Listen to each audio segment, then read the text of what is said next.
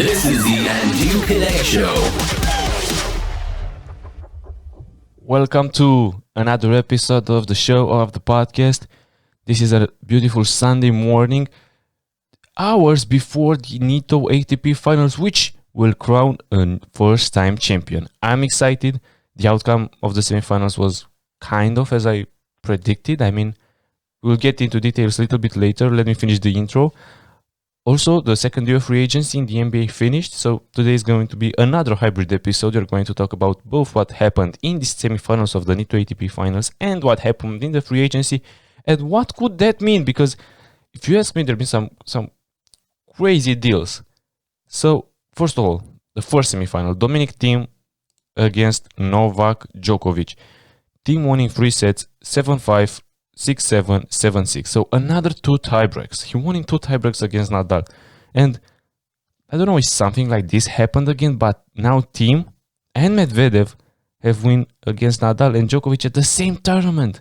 I mean, Thiem defeated Nadal in the group stage, 7-6, 7-6, and now he defeated Djokovic in a nearly 3-hour blockbuster.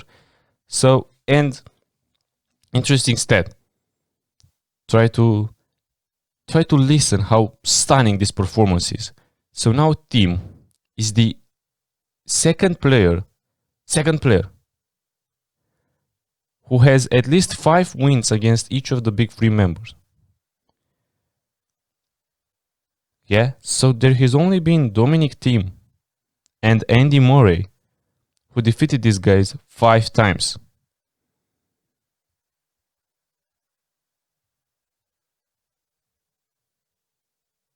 Did you get that? So probably, I don't know exactly, but if the rankings would not have been changed, probably Thiem would be like number 2, and I would not be surprised at all if next year he will be the year-end number 1. The only thing that he didn't do, that he didn't prove he can do, is actually defeat these guys on a Grand Slam stage. He lost in the Australian Open final against Djokovic this year.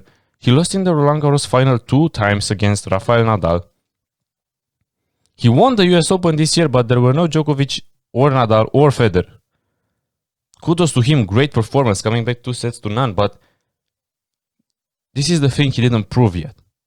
But he proved that he came into the tour as a clay specialist, and now is probably one of the best hardcourt players, if not the best.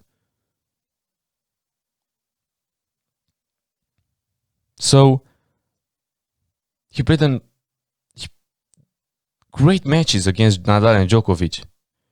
Great matches. Thiem, first strike, then his ground strokes, when he hits those points so hard. Man. And yeah, Djokovic hasn't looked like the Australian Open of himself since since Vienna. He hit his second serves kind of low speed. He had some unforced errors which were weird to see him, and he was more passive. At least at the beginning, he was more passive than Thiem. And you don't expect to see that, especially on this stage, at the semi-final, at the Nito ATP Finals. So, and man, Thiem slice is on a whole different level. I mean, yeah, probably is not the best on tour yet, but he's so solid and he uses it so well when he's being pushed out wide to his backhand corner or his forehand corner. You saw that in this match was more his backhand slice, but in the match against Nadal, that forehand slice when he was far beyond the point, and he literally came back into the point and won those points with his forehand slice, because it made Rafael Nadal incredibly uncomfortable. And same here with Novak Djokovic. So it was an amazing performance from Thiem. In a close game, he had 4 match points in the second set tiebreak, which Djokovic won 12-10, by the way. So Thiem had 5 double faults. Some of them came in clutch situations, He only won 4 more points than Djokovic. And funny stat, Djokovic couldn't break Thiem. 0 for 3 break points. The stats, if you look at the service at least, kind of similar. First serve points won, 92% Thiem, 80% Djokovic. Unbelievable performance. This guy served like crazy. So yeah, a thing that I wanted to highlight is Thiem's backhand, man. He can do that side spin when he hits that one hand backhand, really powerful, sorry. But then again, when he's defending, he uses that slice so efficiently. This is a great weapon. His serve, again, great variation on his spin, on his serve. He served wide, he served at that T-point. And he returned. This match, he returned better. At least on the second serve of Djokovic, probably because Djokovic was not serving that good with the second set.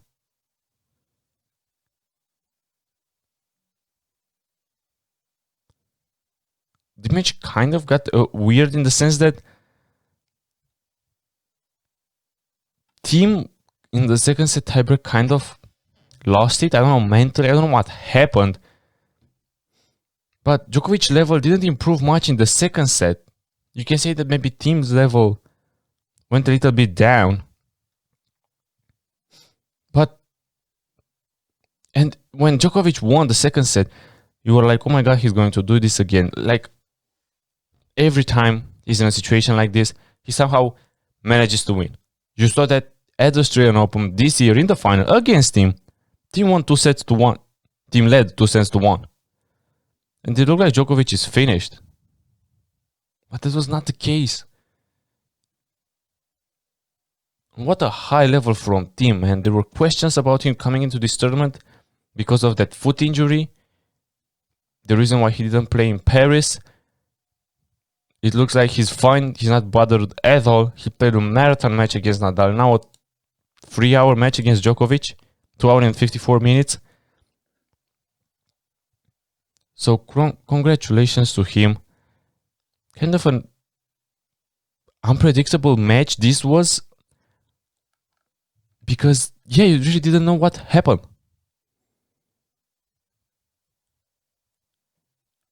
And in the third set, Djokovic was not getting anywhere near the Thiem serve in the third set.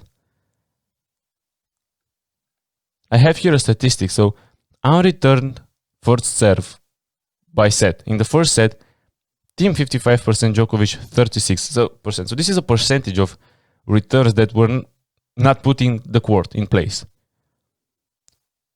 So this is what tells me that Djokovic served better in the first set. In the second set, kind of the same. 47% Thiem, 34% Djokovic. In the third set, after 6 games, Djokovic was 70% and Thiem only 33%. So I figured this is an interesting stat. This is why I wanted to point this out. But yeah, the second set overall, it was a good set for Djokovic. He played better. His strategy was better. Much more slices. Didn't exaggerate with that drop shots. And yeah, this match is what it was threatening to, I don't know, to get really intense and to see amazing points back to back. But then one of the players somehow did an unforced error and the level cooled down. And then again, after that, you saw backhand from Thiem with that side spin we were talking about down the line, which is unbelievable. With Federer out and Wawrinka not recovering his Grand Slam form, I think we can easily say that Thiem's backhand, Thiem has the best one-hand backhand in the tour right now. Tsitsipas is not there yet. And yeah, in the third set, they looked really tired. So Team won against Djokovic last year again.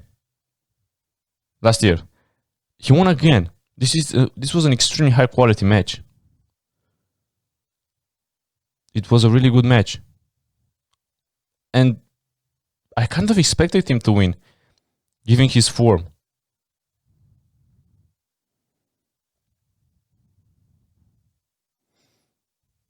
Yeah, so this will be the question in the men's tennis world in 2021. Can Dominic Thiem beat Djokovic or Nadal in a major final? Can he? Now,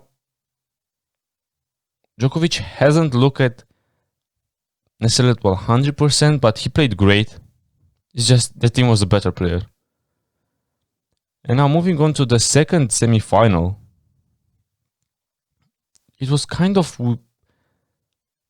This match was kind of weird because honestly, I didn't see Nadal have any chance. Any chance. Given the format Medvedev, given how much Nadal doesn't like this event, this surface, this everything. And I really thought that Nadal has zero chances to win this. And after the first set, I was kind of in shock. And yeah, Medvedev is getting there. He's getting at the team level. So the story with Medvedev is kind of weird. So last season was probably his best season so far. He had 3 matches against Nadal. He lost all of them. And now he defeated Djokovic pretty easily, I can say, in the group stage, and has defeated Nadal in the semifinals. So now the final is set between Thiem and Medvedev, both of whom would have beat, in fact, Nadal and Djokovic in the same tournament. They should get a medal only for that. So now coming back to this match, this looked like a chess match, man, because Nadal hit a lot of slice points on his backhand. Because, yeah, these balls that spin a lot really bothered Medvedev. And Nadal tried to shorten the service games. Like he did in the US Open. He played a lot at service volley, he played a lot at the net. Sometimes really unnecessary. And in the third set, Nadal was a disaster at the net. He was coming at the wrong time and Medvedev was punishing him all the time with amazing passing shots. So, or at least if he was not passing for the first time, he hit a ground stroke and Nadal was bothered by that and couldn't really attack with his volley.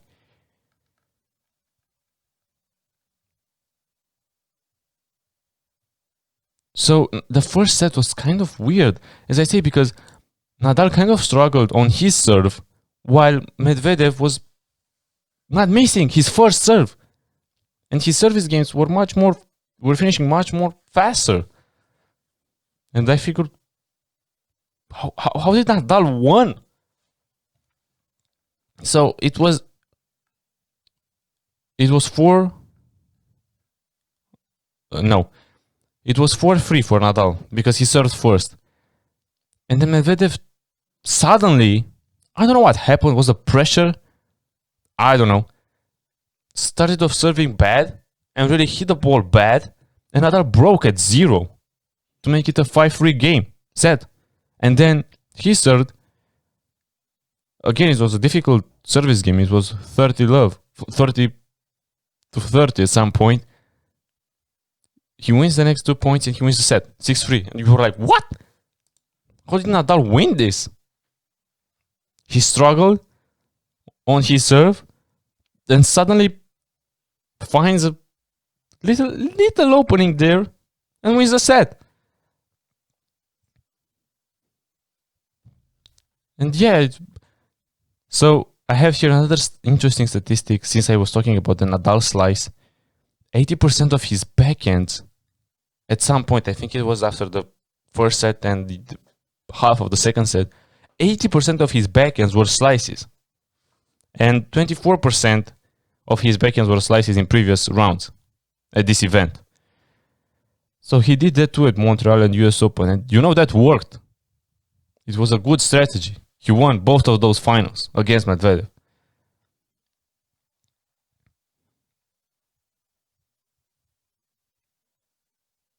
So yeah, he hit that backhand slice in the opposite corner, and if Medvedev went into a cross-court battle with Nadal probably had the highest chances to win with his forehand. Yeah, then in the second set, Medvedev was made easy, but a fast break. I mean, immediately he served, perfect service game. Then Nadal served and he got broken.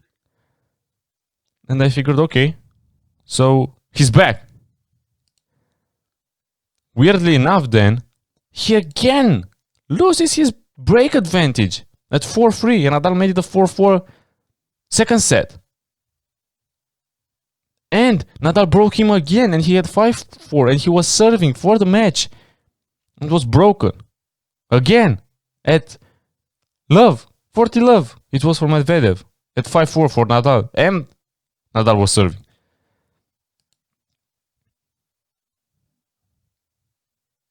So yeah, Medvedev was great physically. I mean, he looked fresher, and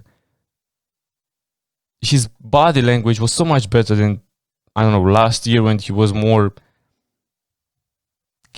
sharing his feelings outside on the public. I don't know. He kept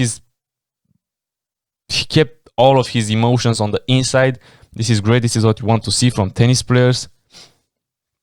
And Medvedev changed the strategy when Nadal sliced so much in the second set. Medvedev has often hit his backhand back down the line, deep into the Nadal's backhand, rather than going into Nadal forehand strength. So yeah, this was harder to do, but it proved that it was more efficient, and it worked.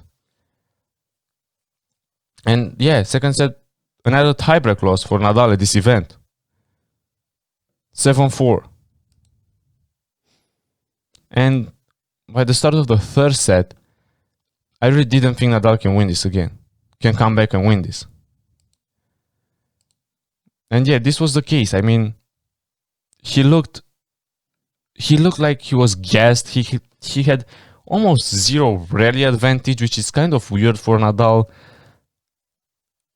And whenever he tried to shorten the points and he came by the net, almost always lost the point. As I said, Medvedev was playing great defense, and there was nothing else to be said. This was the story of the third set. Nadal only had 3 aces, and yeah, his second serve points won was at 37%, while Medvedev was at almost 50%. Medvedev was passing like crazy, and Nadal was coming almost like in a desperate way to the net. Was always coming to the net, and Nadal was missing easy passing shots. It looked like a smaller version of their 2019 US Open final. Who knows what would have happened if this was a 5-setter? But I really don't think Nadal had the strength and power to go through a 5-set battle at this point in the season. So I think Nadal, even if Nadal beat Medvedev, I don't think he would have won against him. And I think by the way in which Medvedev looked, I don't think he would be tired. Even though this was a 2-hour and 30 minutes match, I don't think he looked tired. I mean, he didn't look. I don't think he feels tired. On the other side, yeah, Tim was looking completely gassed after that match against Novak Djokovic, but I think he will recover just in time because he looked exactly like that after the Nadal match. So yeah, this was a great match from Medvedev. His return depth, I mean, he returned deeply in the end of the second set and in the third set. This was another great strategy. This is why I say this felt like a chess match. Nadal slicing made him won a lot of points. Then Medvedev was changing strategies. going to his backhand, going to his forehand, returning deeply. But yeah, you see, we'll have another champion. This is the 6th year with a different champion. So we had Djokovic in 2015, then Murray, then Dimitrov, then Zverev, and last year Tsitsipas. And now we have Timur Medvedev. And yeah, basically the big three saying, yeah, you can have that, and we won all the slams. Because this is what happened. This was a premiere with Tim winning US Open. And I don't say that he won that because the big three was missing, but you never know.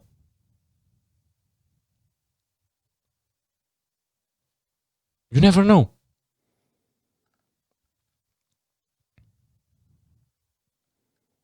So yeah, this is the. I am really excited to see what will happen in the final. That, as I said, it will be later today. Medvedev against Tim. These guys played each other at this year US Open. Tim won 6-2, 7-6, 7-6. Actually, Tim has a 3-1 lead. Medvedev beat him at Montreal last season when he faced Nadal in the final.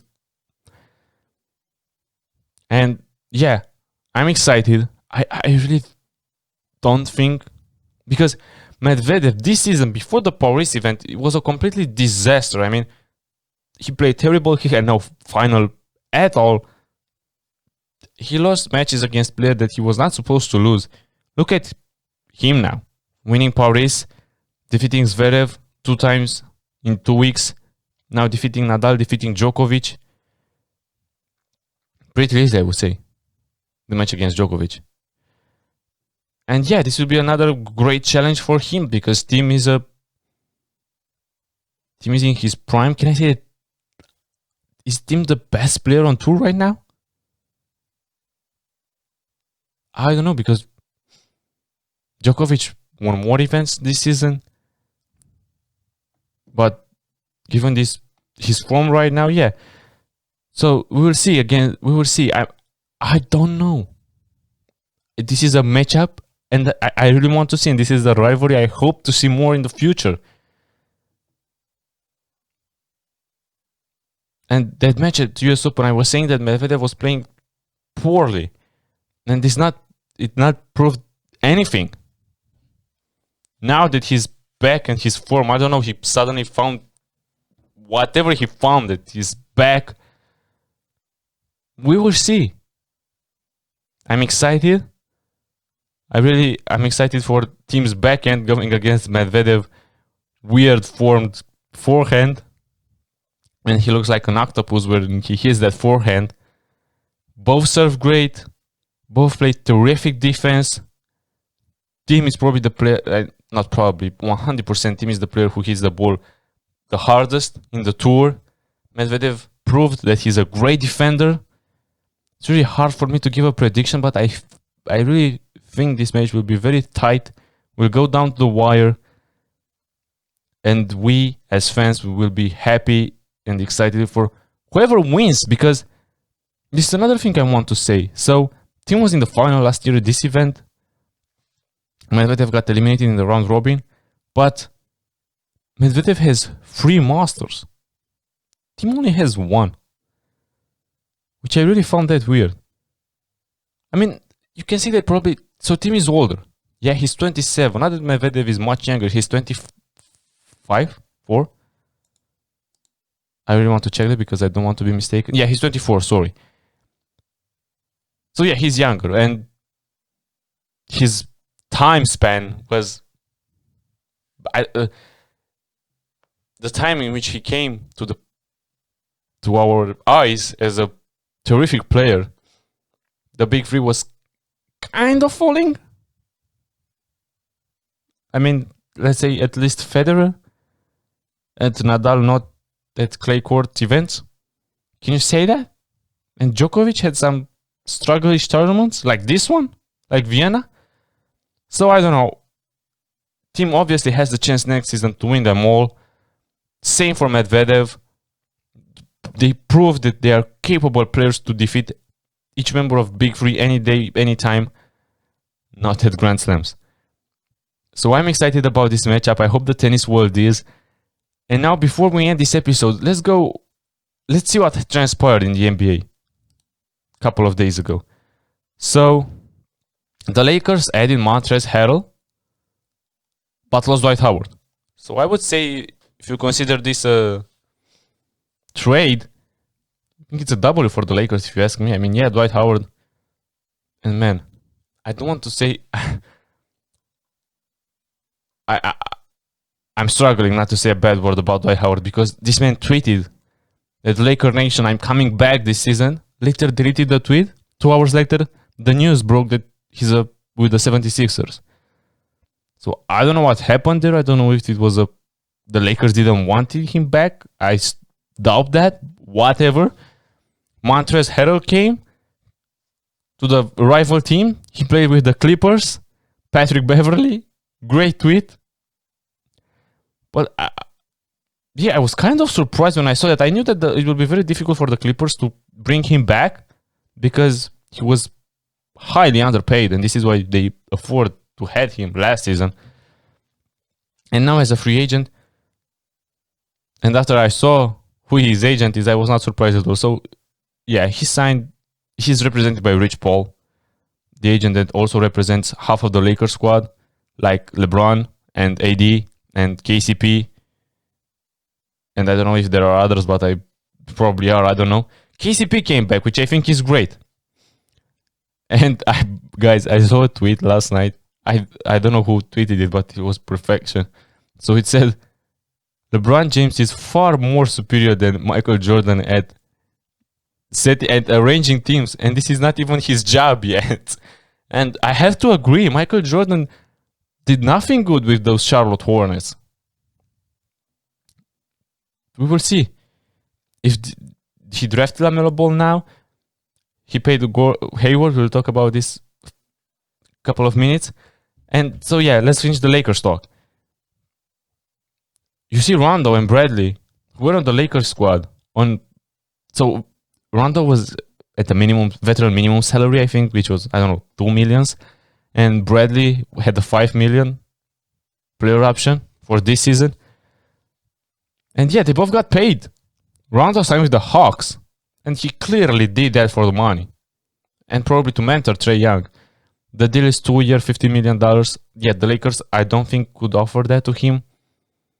Dennis Schroeder is a great pickup if you want a trade. I would prefer to keep them both, but unfortunately they couldn't. Avery Bradley got paid. He signed with Miami, another contender.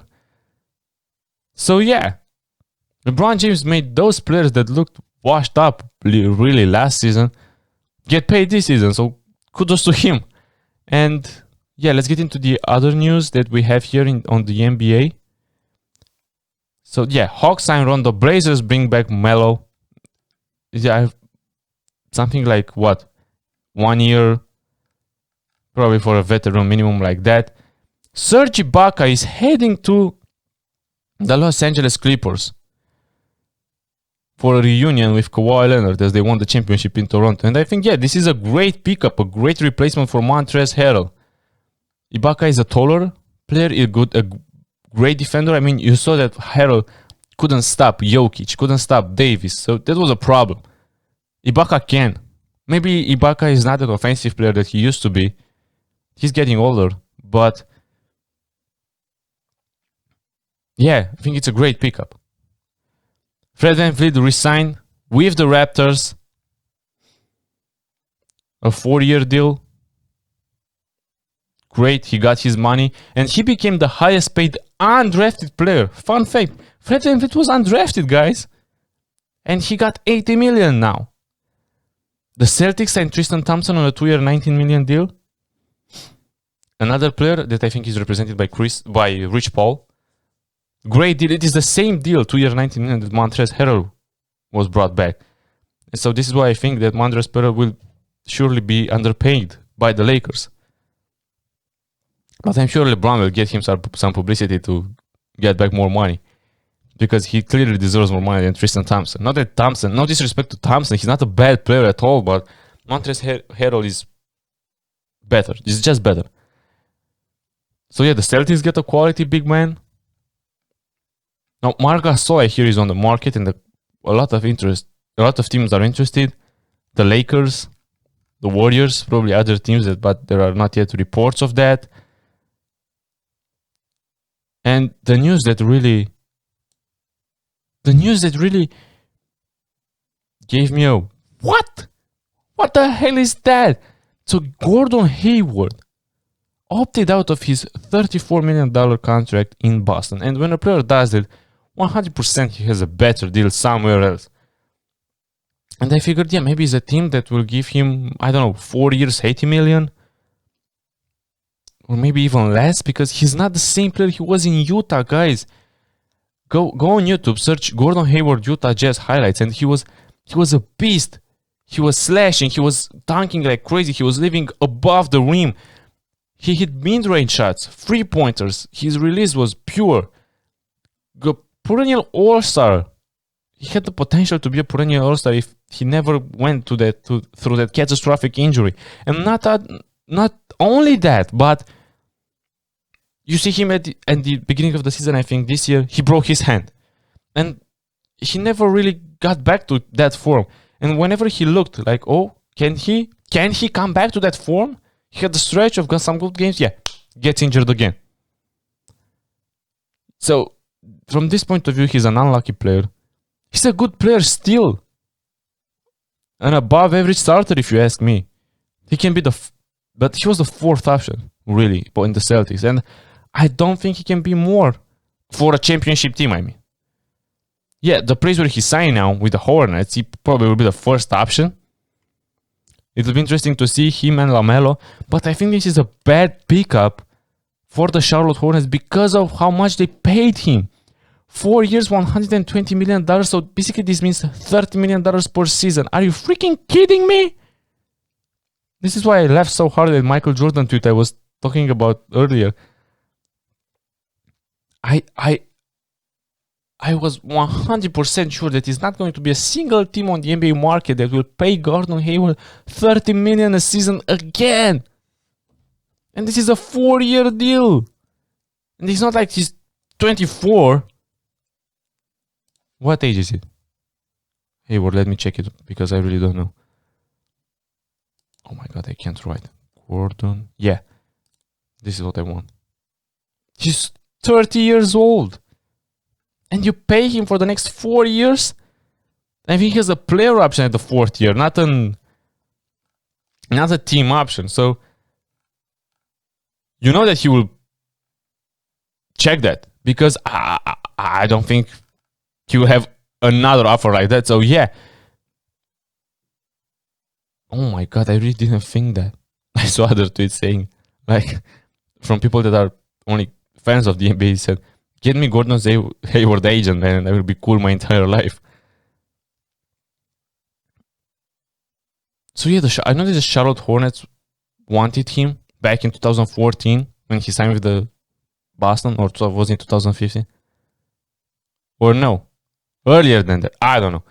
So I know that they wanted him, but I don't think I wouldn't expect them to want him again. So this season he had 17 points, 6 rebounds, 4 assists. Shooted pretty well from 3, but he's not the same player. He's not the player you pay him that much. Now, I'm not saying that he should be paid like $3 million a season, but he turns 31 in March and he's injury prone. It's not about only that catastrophic injury that he had. Now, I guess he probably wanted money and he probably wanted to be a first option or second option. And yeah, this will happen in Hornets, but he will probably never win a championship. Yeah, this is it. These are the news. I think this was the biggest news from last night. Not necessarily because maybe he was the best player that moved to a different team, but because of the contract. So yeah, maybe he can have a revival, but I really doubt it. Given his late performances. his latest performances. You saw that there were rumors about the Pacers. He is from Indiana, and I figured, yeah, it could be a great fit there. They have a lot of above average starters. No, not necessarily an all-star, but Brogdon can develop into that. We'll see how the Oladipo situation develops. And another thing, this is really bad for the Boston Celtics because they lost it for nothing. And you never want to see that. You never want to see that. They couldn't sign and trade him because they already have 3 or 4 huge contracts. So I think that was off. But they lost him for nothing, and that's a blow. They traded Cantor to Portland. They got Tristan Thompson. I don't think they are done making moves. They should be making more moves because this is not a championship roster. Yeah, they went to the Eastern Conference Finals last season, but they couldn't get past Miami. I think they really need to make some moves. I expect a better Tatum, a better Kemba, a better Brown. So yeah, guys, I think I'll wrap it up here. Thank you so much for listening. If you're here for the tennis, please watch this final because I think it has the potential to be like a generational shift. Can you imagine if next season none of the big 3 players will win a Grand Slam? That would be crazy, and that would be the first time it happened since before I was born, I think. And I'm 20 years old. So thank you so much for listening. If you are not following me on Spotify, please do that. Please like this video on YouTube and subscribe to my channel. Thank you so much. Stay healthy and peace.